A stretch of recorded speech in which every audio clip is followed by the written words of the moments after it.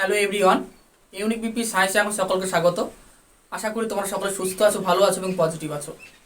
আজকে তোমরা যে বিষয় নিয়ে চলে এসেছি খুব ইম্পর্টেন্ট বিষয় একটা, এবং খুব আনন্দের বিষয় এবং একটা ভালো সুখবর।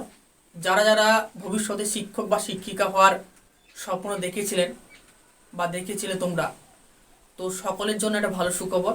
থাম্বনেল দেখে সকলে বুঝতে পেরে গেছো যে আজকের কী সুখবরটা নিয়ে চলে এসেছি।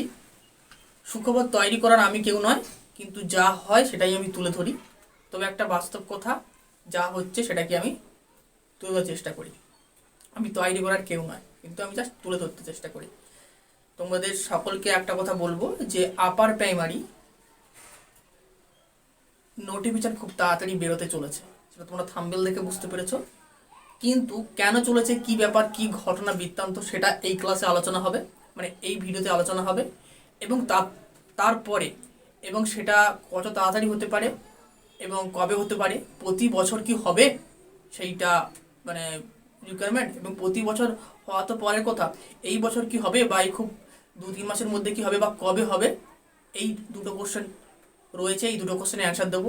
দেন যদি খুব তাড়াতাড়ি হয়, দেন তারপরে কি এর সিলেবাস, কারা কারা বুঝতে পারবে তোমরা, এবং কি যোগ্যতা লাগবে, কেমনভাবে প্রিপারেশন না শুরু করবে, কি ক্রাইটেরিয়া রয়েছে, খুব কম সময়ের মধ্যে নিজেকে প্রস্তুত করে চাকরি পাওয়ার স্বপ্ন কীভাবে পরিপূর্ণ করবে, সব কিছু সিলেবাস এবং যোগ্যতা সব কিছু এখানে এই একটা ভিডিওতে পেয়ে যাবে। তাই যদি ভবিষ্যতে শিক্ষক বা শিক্ষিকা হওয়ার স্বপ্ন থাকে, তাহলে এই ভিডিওটি স্কিপ না করে শেষ পর্যন্ত অবশ্যই দেখবে, এটা আমার রিকোয়েস্ট। এবং যদি ভালো লেগে থাকে, ইনফরমেটিভ হয়ে থাকে, তাহলে একটা লাইক এবং শেয়ার, এইটুকুই আমি কাম্য আশা করি তোমাদের কাছে। এইটুকু আমার পাওয়া তোমাদের কাছে, আর কিছুই নয়। যাই হোক, যারা নতুন যারা চ্যানেলটিকে সাবস্ক্রাইব করে অল নোটিফিকেশন অন করে দিও, আর যারা পুরনো আমার সঙ্গে থাকছো, ভরসা করছো ছোট্ট চ্যানেলটিকে, তাদেরকে অশেষ অশেষ ধন্যবাদ। চলো, আজকের বেশি দেরি করা যাবে না, কারণ ভিডিওটা তাহলে লং হয়ে যাবে। প্রথম কথা, যে আপার প্রাইমারিতে একটা জাজমেন্ট ছিল, আপার প্রাইমারির একটা জাজমেন্ট ছিল কলকাতা হাইকোর্টে। হ্যাঁ, কলকাতা হাইকোর্টে জাজমেন্ট ছিল, এবং সেখানে কিন্তু বলা হয়েছে মানে কে বলেছে, উনি যে জজ তিনি কিন্তু বলেছেন যে কি বলেছেন, যে এত বছর হয়ে গেল, 10 বছর 11 বছর 10 বছর হয়ে গেল, তারপরে একবারও আপার প্রাইমারি হয়নি। কেন হয়নি? এবং একটা চাপ সৃষ্টি করেছে, কোশ্চেন করেছে, কেন হয়নি, এতদিন কেন বাকি, এতদিন কেন বঞ্চিত থেকেছে যারা শিক্ষক শিক্ষিকারা, এবং তাছাড়া স্কুলগুলো তো ফাঁকা হয়ে গেছে, কেন হয়নি? সেই কোশ্চেনের উত্তরে কিন্তু যিনি দায়িত্ব রয়েছেন এই আপার প্রাইমারিটাকে রিকোয়ারমেন্ট করা, তিনি কিন্তু উত্তর দিতে পারেনি, সঠিক উত্তর দিতে পারেনি। এবং তৎসঙ্গে একটা অর্ডার দেওয়া হয়েছে এবং বলা হয়েছে যে 3 মাসের মধ্যে, এই নতুন প্রাইমারির 3 মাস বলছি, সরি, 3 উইকের মধ্যে, মানে 21 দিনের মধ্যে এই আপার প্রাইমারির টেট নেওয়ার জন্য যে ব্যবস্থা, তার রিকোয়ারমেন্টের জন্য ব্যবস্থা করতে হবে, এবং তার হলফনামা, কেন নেওয়া হয়নি, কী ব্যাপার, তার হলফনামা জমা দিতে হবে। অর্থাৎ নতুন আপার প্রাইমারি রিকোয়ারমেন্টের জন্য হলফনামা কিন্তু 3 উইকের মধ্যে, মানে 21 দিনের মধ্যে কিন্তু জমা দিতে হবে, এটা কিন্তু নির্দেশ দিয়েছে। এবং এটাও বলেছে যে প্রতি বছর, সেই অর্ডার কপিতে এটাও বলা হয়েছে যে প্রতি বছর যেন আপার প্রাইমারি টেট হয়। ওই প্রতি বছর হবে কি হবে না, সেটা তো মানবে কি মানবে না সেটা পরের বিষয়, মানে এই নির্দেশটা ওরা মানবে কি মানবে না সেটা পরের বিষয়। কিন্তু এই বছর আপার প্রাইমারি টেট কিন্তু হতে চলেছে, ঠিক আছে? তাহলে আশা করি কয়েকটা কোশ্চেনের অ্যান্সার গেছে, যে আপার প্রাইমারি টেট কেন হতে চলেছে, কিভাবে বলছে আমি, সেটা বোঝা গেল। যে ওই হলফনামা 3 উইকের মধ্যে দিতে হবে, ঠিক আছে? অর্থাৎ টেট হতে চলেছে, এবং একটা চাপের মুখে পড়েছে, তাকে বলা হয়েছে যে প্রতি বছর নিতে হবে।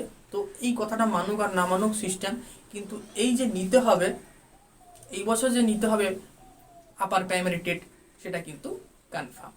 তাই খুব তাড়াতাড়ি কিন্তু আপার প্রাইমারি টেট হতে চলেছে। আশা করি নিউজটা কমপ্লিট।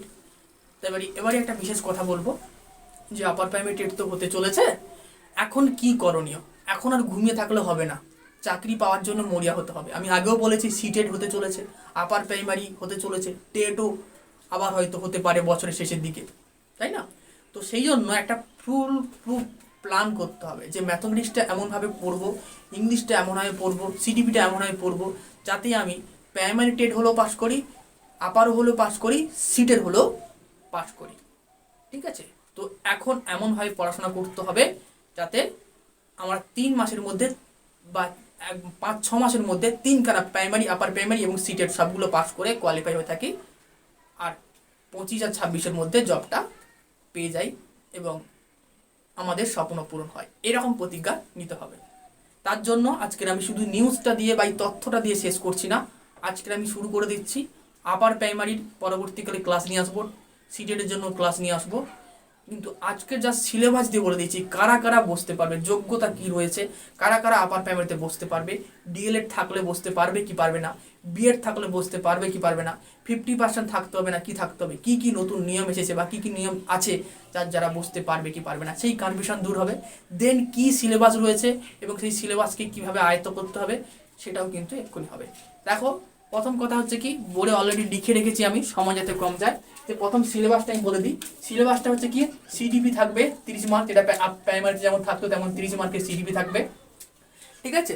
তারপরে কি থাকবে, তারপরে থাকবে হচ্ছে কি ফার্স্ট ল্যাঙ্গুয়েজ মানে বেঙ্গলি থাকবে 30 মার্কের, সেকেন্ড ল্যাঙ্গুয়েজ থাকবে 30 মার্কের, মানে এইটা হয়ে গেল কিন্তু 90 মার্কের। কত হয়ে গেল? 90 মার্কের কিন্তু এটা হয়ে গেল, ঠিক আছে। এরপর যেটা কোশ্চেন হচ্ছে কি, যারা সায়েন্স ব্যাকগ্রাউন্ড থেকে উঠে আসছে, মানে যারা সায়েন্স থেকে পড়েছে, বিএসসি করেছে বা বিএ করেছে বা কিছু, যারা বিএসসি করেছে সায়েন্স থেকে যারা পড়েছে, তাদের জন্য থাকবে ম্যাথ আর সায়েন্স, টোটাল থাকবে 60 মার্কের থাকবে। তাহলে 60 আর, ভালো করে দেখবে সকল, 60 আর 90 যোগ করে কত হলো? 150 মার্ক কিন্তু থাকবে। টোটাল পরীক্ষা কিন্তু হবে 150 মার্কের, ঠিক আছে। হয়ে গেল। যারা সায়েন্স নিয়ে পড়েছে তাদের জন্য, সায়েন্স বিভাগের জন্য কিন্তু এই সিলেবাস, মানে এই 1 থেকে 4 পর্যন্ত হয়ে গেল, ঠিক আছে, হয়ে গেল। যারা আর্টস নিয়ে পড়েছে তাদের জন্য কিন্তু কি হবে, এই ম্যাথ আর সায়েন্সটা থাকবে না, ম্যাথ আর সায়েন্সটা থাকবে না। তার পরিবর্তে কি থাকবে, এটা তো 90 হয়ে গেল, যেমন ছিল 90 তেমন হয়ে গেল, শুধু থাকবে সোশ্যাল স্টাডিজ বা সোশ্যাল সায়েন্স থাকবে, সেটা 60 মার্কের থাকবে। সোশ্যাল সায়েন্স ও সোশ্যাল স্টাডি কত থাকবে? 60 মার্কের। তাহলে মোট কত হলো? 60 আর 90 50 হয়ে গেল, 150 হয়ে গেল, 150 হয়ে গেল। অর্থাৎ ভালো করে বুঝে নাও, তাদের সায়েন্স ছিল, তাদের কত হবে? 150, সোশ্যাল সায়েন্স বা সোশ্যাল স্টাডিজ 60, আর বাকি CDP, first language, second language 30, 90। আর যাদের সায়েন্স থাকবে তাদের এটা থাকবে না, এটার পরিবর্তে কি থাকবে? ম্যাথ আর সায়েন্স, ঠিক আছে। কারণ মাধ্যমিক বলছি, পঞ্চম শ্রেণীর পর থেকে সায়েন্সটা তো সায়েন্স, যারা সায়েন্সের টিচার তারা সায়েন্স পড়াবে, আর আর্টসের টিচার আর্টস পড়াবে, একটু স্পেসিফিক করা হলো, সেই কারণে এখানে এরকম কিন্তু করা হয়েছে। এবারে যোগ্যতা কারা কারা দিতে পারবে, দেখো, যোগ্যতা হচ্ছে গ্র্যাজুয়েশন প্লাস ডিএলএড, থাকলে সে কিন্তু দিতে পারবে। আর গ্র্যাজুয়েশন প্লাস বিএড থাকলে সেও দিতে পারবে, কিন্তু এখানে এই গ্র্যাজুয়েশনে 50% নাম্বার থাকতে হবে, 50% নাম্বার কিন্তু থাকতে হবে। অর্থাৎ যদি কেউ, আবার শুনে নাও, যদি কেউ ডিএলএড করে থাকে, তার যদি গ্র্যাজুয়েশন প্লেন থাকে, যে কোনো নাম্বার পাশে মোটামুটি পাস মার্ক থাকে, এখানে 5 মার্ক থাকে তার গ্র্যাজুয়েশনে, তার সঙ্গে যদি ডিএলএড থাকে তাহলে সে দিতে পারবে। আর যদি গ্র্যাজুয়েশনের সঙ্গে বিএড থাকে তখনই কিন্তু তাকে গ্র্যাজুয়েশনের 50% মার্কসের প্রয়োজন রয়েছে। আশা করি যোগ্যতা বোঝা গেল, সিলেবাস বোঝা গেল। এই প্রত্যেকটা সাবজেক্টের আলাদা আলাদা আবার সিলেবাস রয়েছে, সেটা যখন পড়াবো, ম্যাথ পড়াবো, যখন ম্যাথের সিলেবাস দেবো, এবং কতগুলো পেডাগজি থাকবে, কতগুলো কন্টেন্ট থাকবে, মানে থিওরি থাকবে, সেটাও কিন্তু চ্যাপ্টার ওয়াইজ যখন পড়াবো, যখন সাবজেক্ট ওয়াইজ পড়াবো, তখন কিন্তু বলে দেবো।